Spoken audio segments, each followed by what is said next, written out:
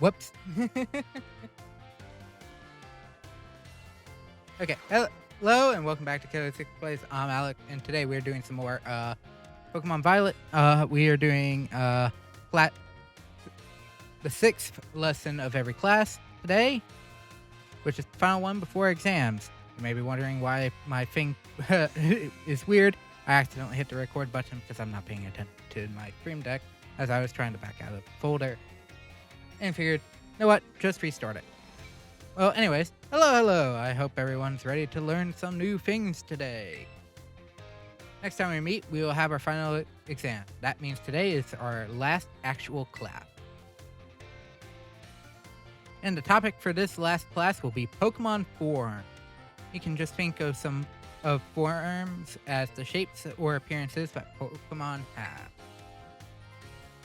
There's also a phenomenon called a form change where a Pokemon's appearance changes under certain conditions. Stylizard, for example, which we regularly ride on as transportation here in Paldea, has 3 forms. First is its basic form where it walks on 4 legs. Second is its battle form where it stands on its hind legs to engage in battle. And finally, there's its ride form where it inflates its throat sac and its tail so that we can ride on its back. Though, we can use something you're all carrying with you now as an even better example. Yep, I'm talking about your phone. Some smartphones are inhabited by a certain Pokemon. Does anyone know the Pokemon I'm referring to? The other 2 Pokemon can't even form change, so it should be obvious. It's a Rotom.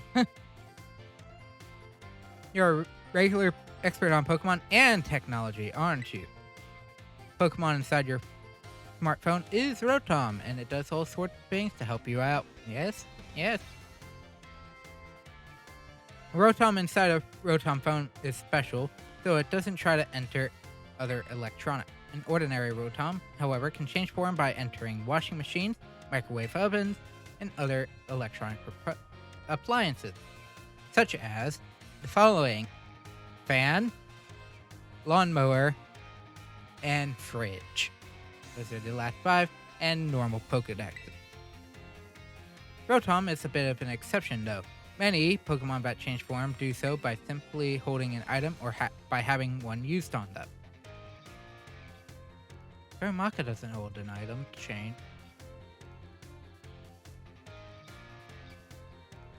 I know, Shaman and Giratina are 2 hold items. Or Choreo, for example, has 4 different forms it can change between when given certain nectars. Pokemon may even change type or learn different moves when they change form. Meloetta. Form changes are different from evolution in that Pokemon can return to its original form. I think there might be some exception. And unlike shiny Pokemon, which can't change their special coloration, the same individual Pokemon can go back and forth between its forms. There's a lot to dig into with this form change phenomenon, as you can see. You can all learn something from Pokemon here, don't you think? Bit of a stretch, but I'd be happy to see you all enjoy your time at the Academy to the fullest and change form into a new version of yourself. Or something like that anyways. Oh, I almost forgot. Regional forms, which vary based on what region a Pokemon came from, don't change like other forms. They are innate. Whoop. There's the bell. Guess I was scatterbrained. Chalk right up to the end. Well, I had a great time teaching all of you. I hope you all do your best on the final. Yay! Next up is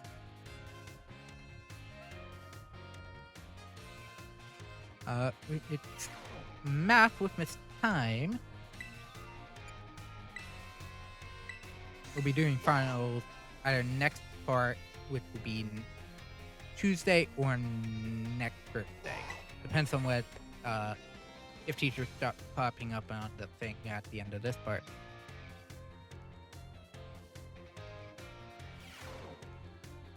Hello everyone, I hope we can have fun once again today for our last class together.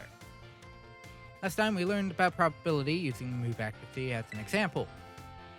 Probability is an interesting subject. Did you know that in a class with 40 students, there is a 90% chance that 2 of them will have the same birthday? This is true even despite the fact that there are over 300 days each year. Isn't that remarkable? But let's move on to today's topic before we get swept along with probability again. I've been teaching you all how to calculate damage in class using examples like type matchups, critical hit, stat boost, and the like. All these variables are multiplied together to calculate damage dealt to an opponent. However, did you know that there's an even simpler way to increase the damage of your Pokemon move? All you have to do is have your Pokemon use a move it shares a type. If a rock type Pokemon uses rock type moves, the move's base power, if 100, is multiplied by 1.5 to become 150. Rock and ground may seem like similar types, but if a ground type uses Stone Edge, the move will stay at 100. If your effective moves and critical hits also add multipliers onto this little numerical increase, so it most certainly must not be taken lightly. Let me ask you a question. See if you understand what I'm talking about here. Say you have a move with a power of 100. If a Pokemon that shares a type with this move uses it and hits an opponent that it is weak to, that type, what happens to the move's power? It becomes 300. You did that calculation all in your head? Well done. First, using a move that shares a type with its user multiplies the move's base power of 100 by 1.5, making the power 150. And then the fact that the opponent is weak to the move type then doubles from that power from 150 to 300. Yeah. The original power of the move ends up being triple. Isn't that amazing? And then you also have the crit. Which does even more. What's more, if a Pokemon terastallizes and its Terra type matches up one of its original type, then the bonus it gets for using a move of that same type increases from 1.5 to 2. Okay. And I don't rip. Of course, being able to use a lot of moves with different types is great as well. That's one way you can surprise your opponent. In the end, your own innate characteristics are what will really let you shine the most. Having Quagsire learn Ice Beam. Just saying. Or any form of Ice type move. Just saying. Bear in mind that this is true for both humans and Pokemon. It sure would make me happy if you could take those words to heart. But I suppose I should really have shared this basic advice right from our first lesson. My apologies. And just like that, class is over. The last of our time together flew by in the blink of an eye. It was so much fun to be able to teach all of you eager students about numbers. Our next class will be our fun final exam. Be sure to review the material well in preparation.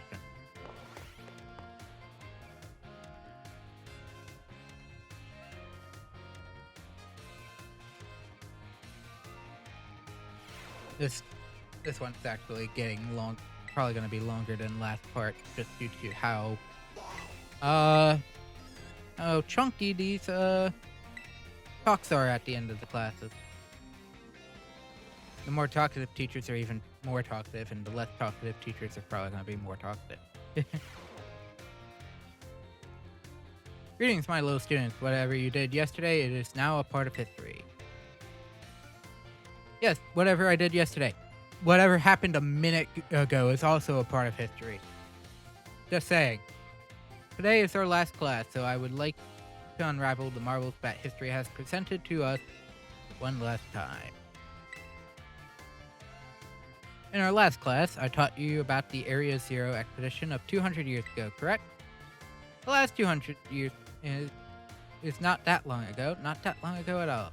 How unfortunate that our history lessons must march so inexorably toward the future.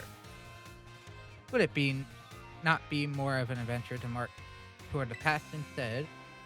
To reverse from our present and study history in reverse?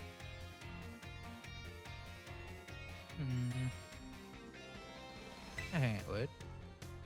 They agree with me. However, I'm afraid I risk incurring the wrath of my dear director if I stray from the free. Suppose I have no choice but to let the flow of time carry us toward the future. In this last class of ours, I will fill your minds with the history of the terrestrial phenomenon. The technology behind Terra Orbs has its origin in Area Zero. Even after the Area Zero expedition supposedly reached the crater's depth, others continued to explore that area. And around 140 years ago, Pokemon cloaked in a mysterious light were discovered there. As you may have already guessed, these were, in fact, terrestrialized Pokemon. However, when those who discovered these Pokemon brought them out of Area Zero, the light faded and the terrestrial phenomenon remained a mystery for quite some time. However, 10 years ago, that might as well be present day, a certain someone you have definitely heard of unraveled this mystery. Perfect timing to make eye contact. Answer me this. What is the name of the famous professor who unraveled the terrestrial phenomenon? E. Professor Clavel. I wonder if it's the one that your game's on. Note, that answer does change depending on the game. If it's Scarlet, it will probably be Sada Ventura. Correct to think that you, a new transfer to our academy, could correctly answer this question. You must be very diligent in your studies. Approximately 10 years ago, a professor named Kuro unraveled the mystery of the terrestrial phenomenon. He discovered that the shining crystals down in Area Zero, or rather the energy they emit, is what causes Pokemon to terrestrialize. This led the professor to invent Terra Orb technology and to develop a practical use for it. This tech was then shared with both the League and our Academy. Rumor has it that Clavel was one of the researchers on the professor's team. Alas, this story is much less exciting now that someone we all know appears in it. Modern history truly is all it is. Thus ends my history classes. Our next session will be our final exam. Bring the wonders of history to the forefront of your minds in preparation. I mean, if you didn't know Clavel was there, that's interesting tidbits on Clavel, though. Just saying.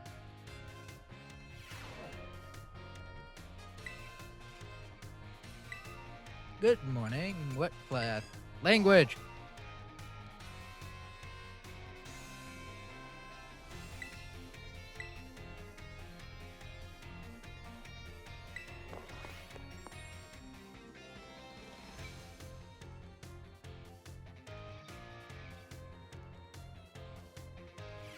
Okay, I had to make sure the webcam was working. My dear friend, how are you all today? It's time for the last of Salvatore's language lesson. Estos, Rex, are you ready? Oui. What a response fantastique that is. Perfect for our last class together. I love it. And all yours way today, we will once again be having a listening. What's it?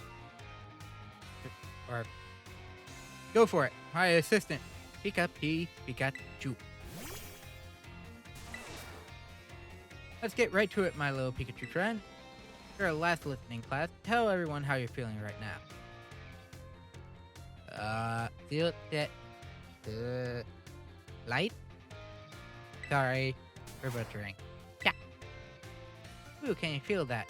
That's one contagious emotion in Pikachu's voice.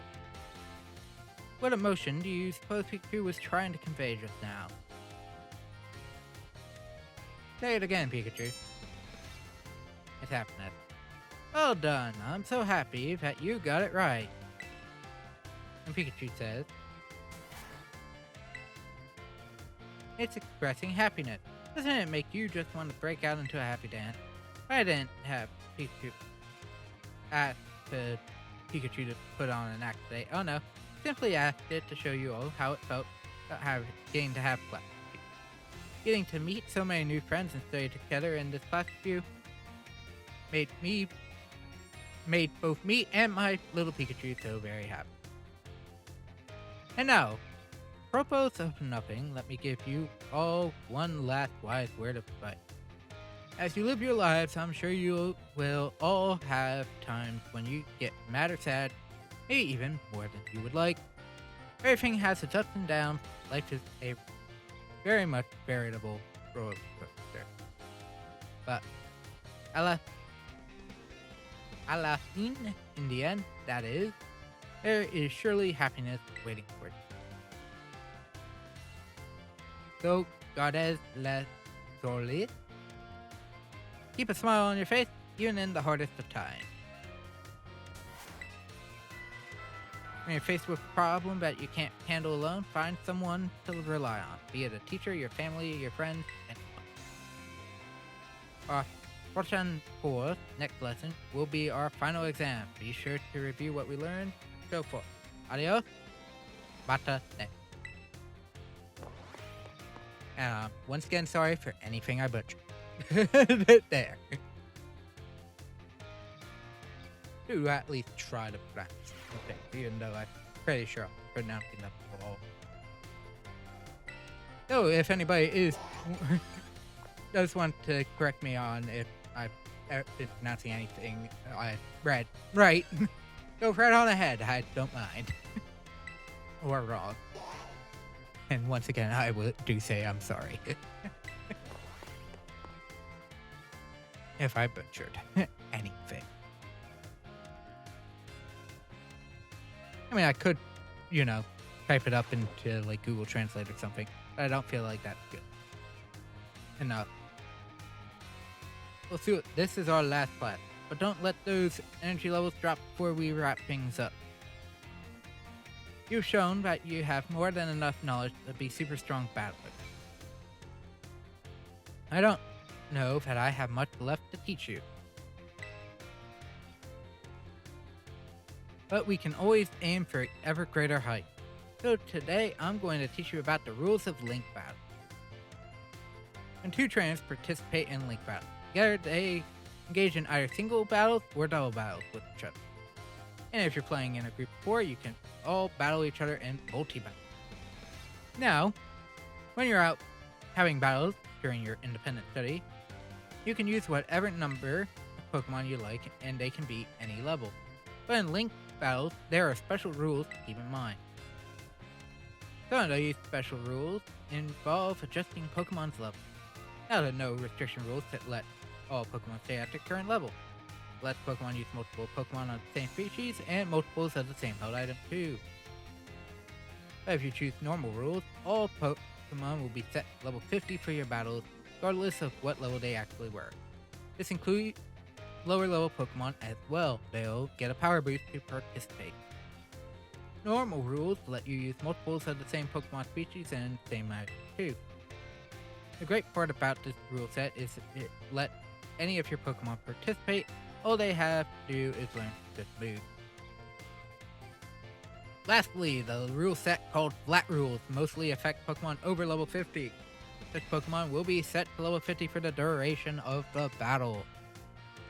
Flat Rules set is the one often used for official tournaments. This rule does not allow trainers to use multiple Pokemon of the same species or multiples of the same held item. Alright, here's a question for you. Which rule should you set? Rule set should you pick if you want to use a lower level Pokemon and keep its level low? Flat rules, but she said only Pokemon over level 50. That's the one, new kid. Looks like you were listening to the lesson. If you've got some clever strategy that you need to use a level 5 Pokemon for, your best bet is to choose the Flat Rules rule set. Fear is one of the most notable ones. Of course, you can also always choose no restrictions if you want to battle with any Pokemon you want, at any level, with any held item. That's a pretty good rule set for when you want to battle freely with friends. In conclusion, normal rules adjust all Pokemon to 50. Flat rules let you use lower level Pokemon at their actual levels. I hope you'll use these tips to have some exciting battles with your friends. Oh man, I was just about to suggest doing some hands-on practice to drive the point home, but we are truly out of time. Next class will be our final exam. Aim for a perfect score. Yep. Here is one of the better, at least one of the older low-level strategies that I know of. There are some more chaotic ones that I have seen in more recent years. But those are typically under no restriction. Class will begin soon. Don't be tardy. Because some of them do require multiple of the same Pokemon sometimes.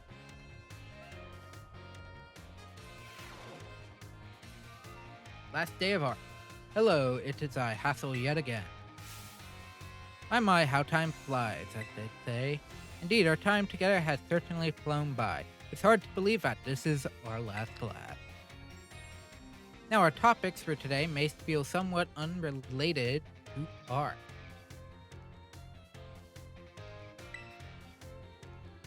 But there is absolutely no set definition as to what art should be. Therefore, let us carry on with the discussion and see where it takes us. There are two things I wish to focus on today: ribbons and both ribbons and marks are special honors that capture a Pokemon's quality. There will be times when your Pokemon gives maximum effort or has a noteworthy experience. In recognition of these feats, it can be given a ribbon. To give an example, if you manage to become incredibly close to a Pokemon, it may be granted the Best Friends ribbon. Incidentally, there is a person in Cascarafa who can give your Pokemon a Best Friends ribbon. Marks, on the other hand, are mostly found on wild Pokemon when you meet them for the first time. They can symbolize the character of a Pokemon, such as with the Rowdy or the Vigor mark. Completely up to luck whether you'll run into a Pokemon with these marks. So if you're able to catch a Pokemon with a mark, rejoice at your outstanding fortune. As anyone knows what special thing you can do with Pokemon that have ribbons or marks. You can change their title. Wonderful, your knowledge is impressive. The correct answer is that Pokemon with ribbons or marks can be given titles. What's more, they can be sent into battle displaying a title of your choosing. For example, you could send out a Gibble with a Best Friends ribbon by declaring, "Go Gibble, the great friend." Well, I know I just said marks are generally found already on Pokemon when you meet them for the first time. It seems that more recently, Pokemon can be awarded certain marks based on their effort. These are marks such as the Gourmand mark, the Item Finder mark, the Partner mark, and so on. Perhaps it might be fun to try and work on how to get each mark using its name as a clue. Well, that just about wraps up our class. Next is the final exam. Please review our material closely so that you will pass on the first. And finally, the last home X class. Last class of the part.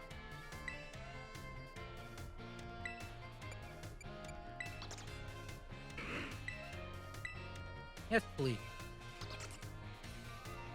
Class will begin soon. Do not be tardy.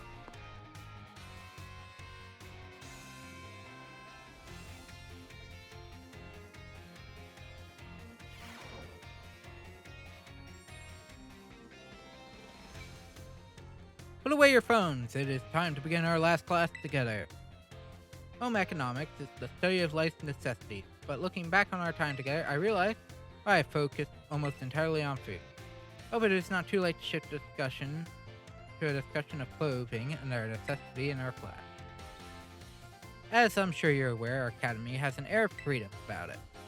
We provide uniforms for each season to accommodate the diverse climate of Paldea. However, students are free to wear whichever style they wish whenever they please. You all have received 4 sets of tops and bottoms, one each for spring, summer, fall, and winter when the academy accepted you. If by chance you are not aware of this, you may wish to peruse your wardrobe. As long as you wear our school uniform, the rest of your ensemble need not be school issued. This includes your bag or your hat if you choose to wear one. You're even free to style your hair however you wish. As a Salvatore's hairstyle, for example, would almost certainly be against school rules when I was a boy. That reminds me. There is one more thing you all like to decorate, which I must say I find quite charming. I wonder, are Rotom phones sweatshops? It's perfectly correct. That's the adorable little thing I was picking up. Oh, it interests me. I must admit that I'm fascinated by the Rotom phones and how to customize. With that, how very intriguing. So there's a shop called Delibird Presents where you can purchase cases for your Rotom phone. Thank you all for that useful bit of information. I shall have to go there myself. First thing tomorrow to get an adorable case of my own life. Forgive me, I seem to have gotten a little carried away with this small talk. As this class is known as home economics nears its end, I offer these final words to you who have been honing everyday life skills with me. My field of study is not so decisive as the likes of mathematics, for instance, where test scores might play a part in deciding your future. However, as you go on to cook for yourselves, take care of your Pokemon, and decide what to wear in the morning when you awaken, I would be honored if I taught you what I have taught you to move it out and enrich your lives, even if only a little. This sentiment was imparted to me by Mr. Hassel and his particular outlook on it. Thank you all from the bottom of my heart for seeing this class through to the end. Our time together has come to a close for today. Prepare to do your best on our final exam. Okay. With that being said, that is all classes except for the final exam. Final exams will be by determining factors next part. So stay tuned if you wish to know those answers. Or, look them up online. You don't have to watch this. But anyways, as the game was saying, next time we meet, we will be doing the final exam. So thank you all so very much for watching and stopping by. I hope you enjoyed, and I shall see you all next time for more Pokemon Violet. We all have a wonderful rest of your day, and I'll see you next time. Bye!